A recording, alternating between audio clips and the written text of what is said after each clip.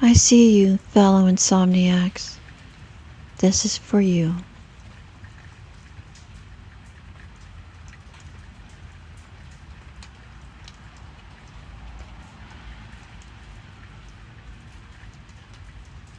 There was a bear not there, with black butts and eyes and white fur gone gray. He watched Amy as she slept, his paw slowly creeping up the covers. She opened one eye, not willing to give him both. I told you to go away, she said, but this bear not there, he didn't care. He drew the bedroom curtains back, letting the sunlight in. He nodded at a black dress draped over a bedside chair. She scowled and pulled the covers over her head. A chill settled beneath the sheets, breathing ghost dust onto Amy's skin. Cursing, she threw the covers off. The bear leaned in, tapping his watch with a ragged paw. Amy swung her feet onto the carpet. Fine, I'll go, but not for you. Someone has to make sure the old bat is actually dead. The bear faded, but his eyes remained, staring out from the wallpaper. Sooner than she cared to, Amy began the short walk from her apartment to the bus stop. Her hair floated in a sea of static around her face, the strands crackling and hissing in the crisp morning air. Up ahead, the bear waited on a bench. Amy rarely prayed, but now as she moved slowly forward, she prayed the bus would be late, that it would careen off the nearest cliff, never to be seen again. Regardless of her newfound piety, the bus arrived in a noxious cloud of air brakes and exhaust, delivering her to the funeral home in record time. She crossed the threshold into a small chapel. Drab and cold, it looked at her and found her unworthy. She couldn't do this. A paw with the consistency and odor of a damp mop squeezed the back of her neck. "I'll never forgive you," she whispered to the bear as she gripped her purse tight and walked toward her aunts, one living and the other not so much. Her remaining aunt, Hortense Spencer, a toad-shaped woman in a red cocktail dress, stood hunched over an open casket, a balsa wood special with vinyl inlays, a good foot too short for the recently deceased. Her sister Cordelia lay crammed inside with all the care given to broken sports equipment shoved into a high school locker. Beside her stood Enid Bitters, a stick umbrella clenched in her skeletal hands. Her pinched face followed Amy's reluctant progress toward the podium. If not for the steady pressure of the bear's paw, she would have turned heel and never come back. But so it goes, and so she went. It's said that one can't choose one's family, though in this case it could be argued that Hortense and Cordelia deserved one another, fraternal twins from hell with nothing in common other than a mutual loathing and healthy bank accounts. Amy took her place at the foot of the casket. Her late aunt's shoulders were propped up against the interior panel, causing her to stare straight ahead, trapping Amy within her steely gaze, the malice obvious even in death.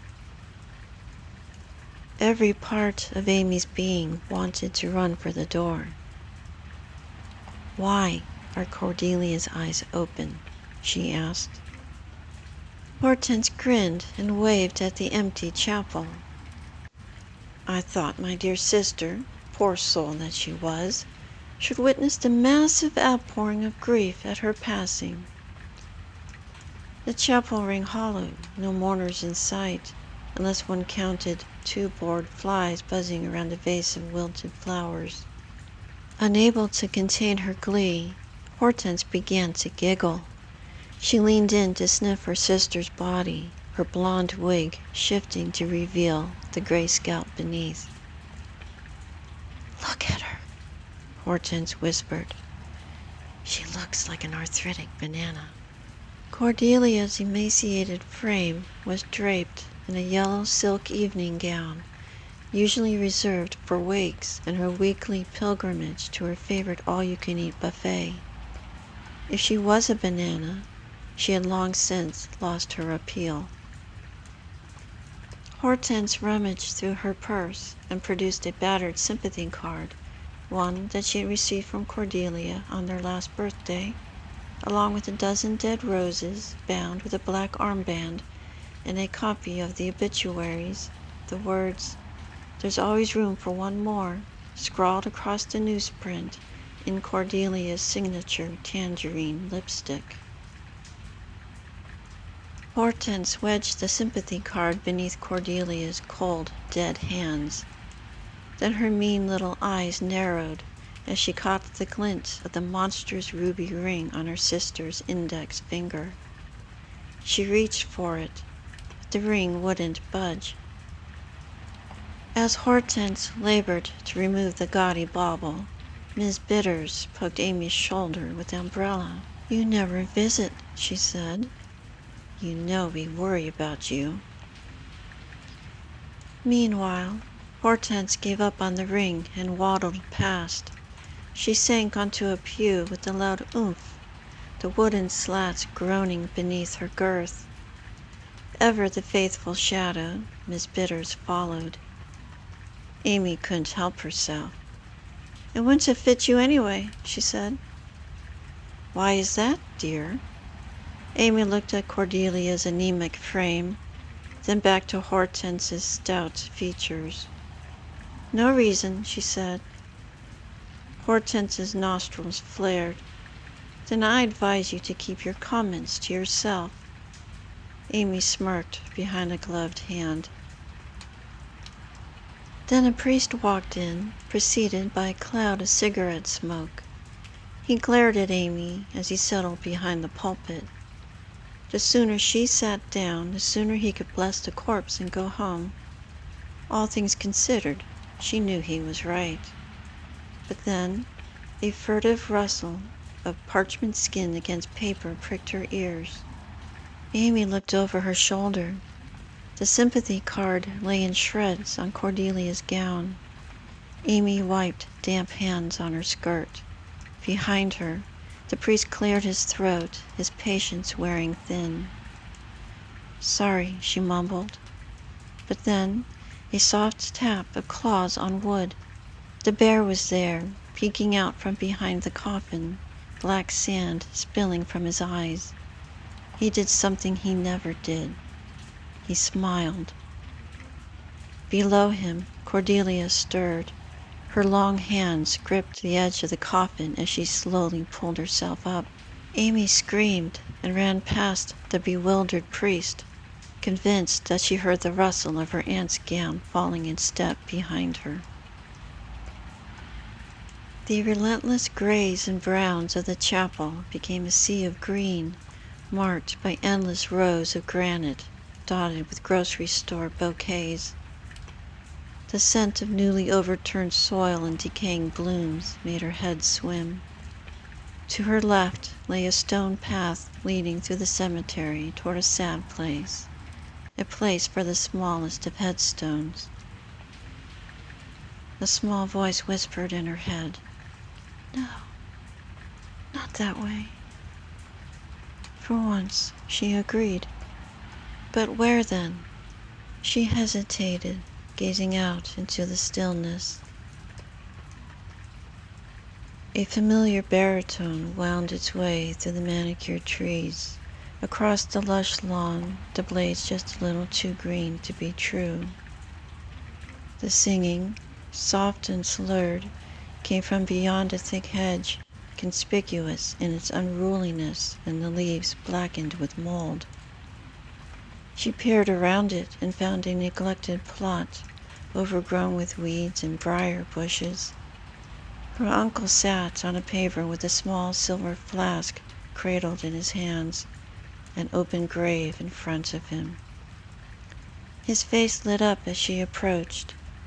He tried to stand, then toppled into the hole, hitting the ground with a thud. She ran toward the grave. "Uncle Henry, are you okay?"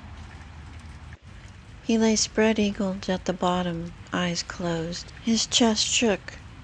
The bastard was laughing. Amy threw a clump of weeds at his face and turned to leave. "Wait!" Her uncle stood up, brushing the soil from his Italian suit. "Help me out. One lifetime with Cordelia was enough." She turned and read the inscription on the headstone. "Cordelia Spencer. Rest in peace if you can." Amy smiled. "You wrote this, didn't you?" "It was the least I could do," he said. And so it was, and so it went.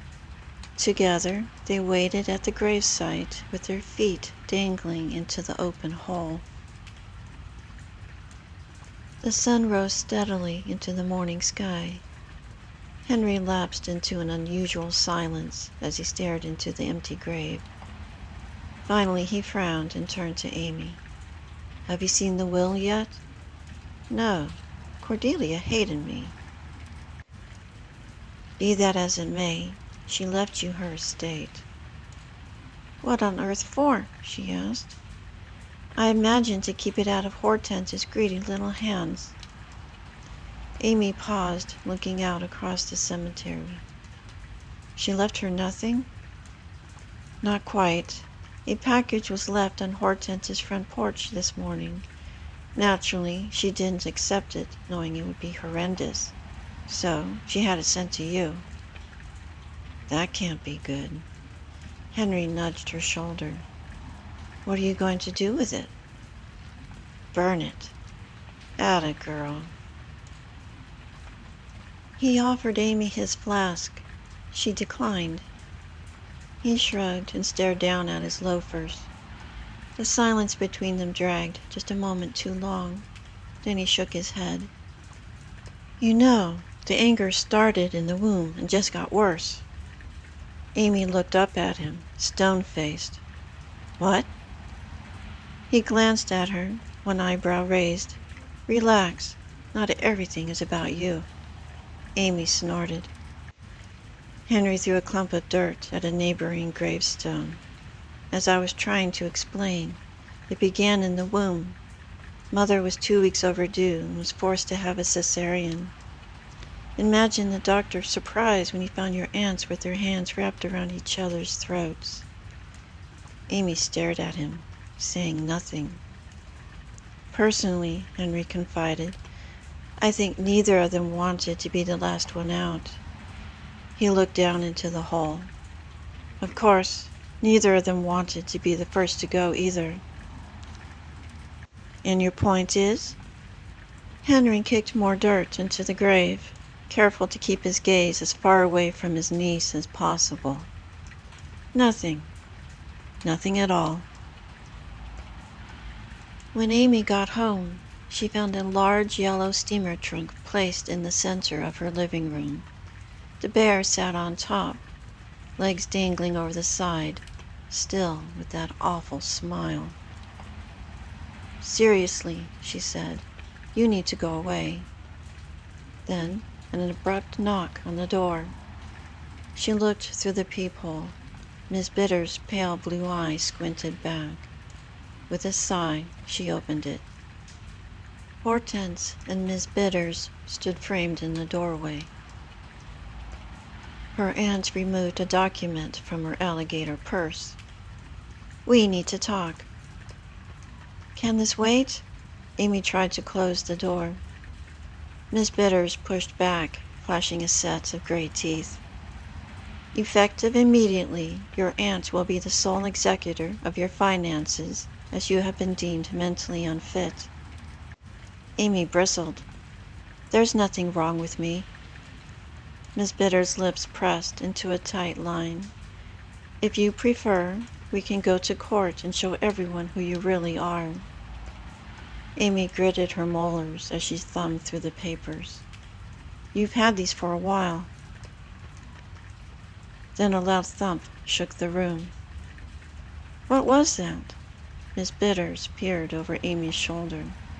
Something was inside the trunk, pounding on the lid. Hortense hid behind Miss Bitters. I told you we should have waited. Let nature take its course. Amy threw the documents into the trash. What does that mean? The bear approached Hortense, flexing its paws. Stop that, Amy whispered. He frowned and returned to the trunk, wrapping his paws around the latch. Miss Bitters' head swiveled to look at Amy. Who are you talking to? I'm talking to you. Please leave. A thin smile crossed Miss Bitters' face. It's Andrew, isn't it? The color drained from Amy's face.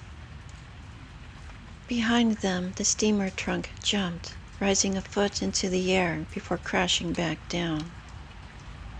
Miss Bitters curled her hands like a ferret toward the trunk lid.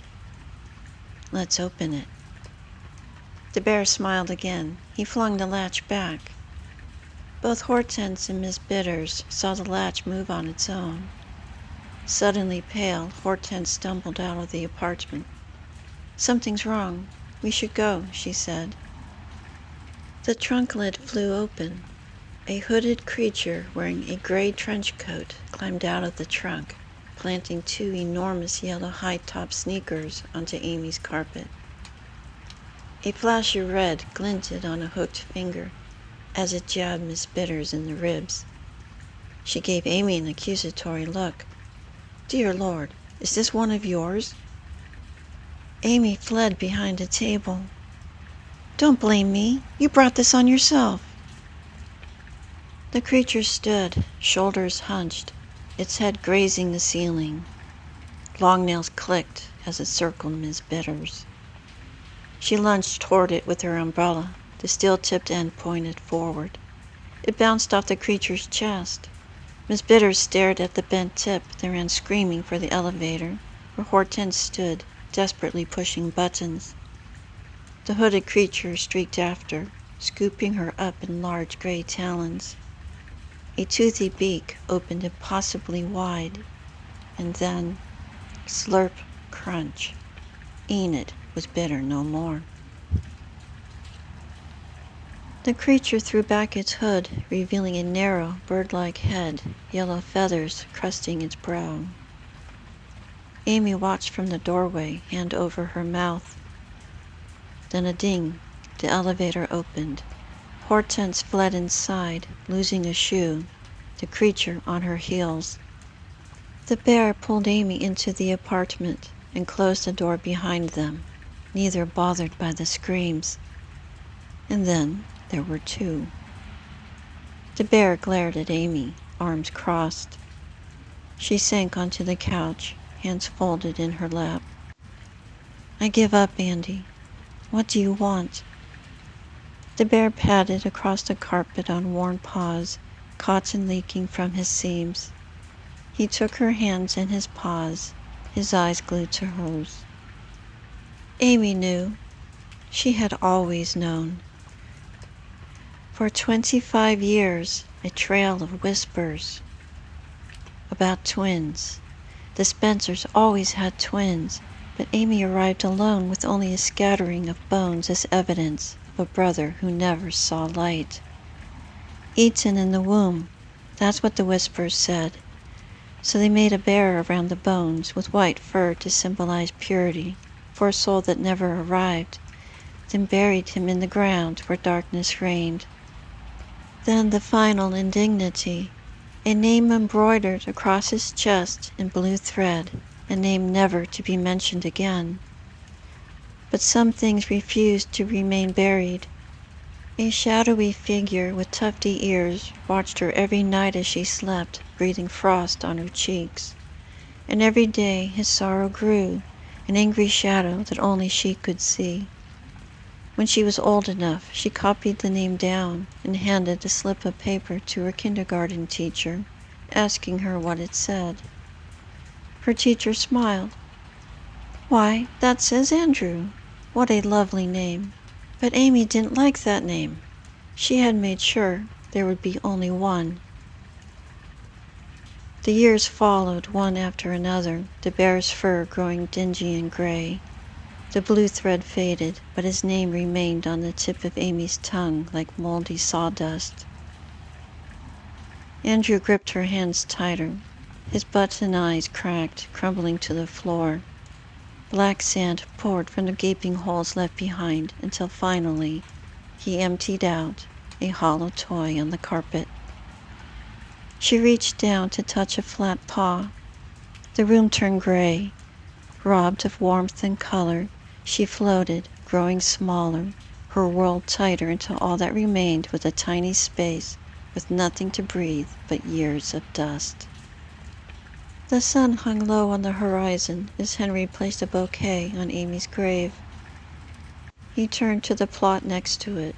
It was small, as the casket buried beneath was the size of a shoebox.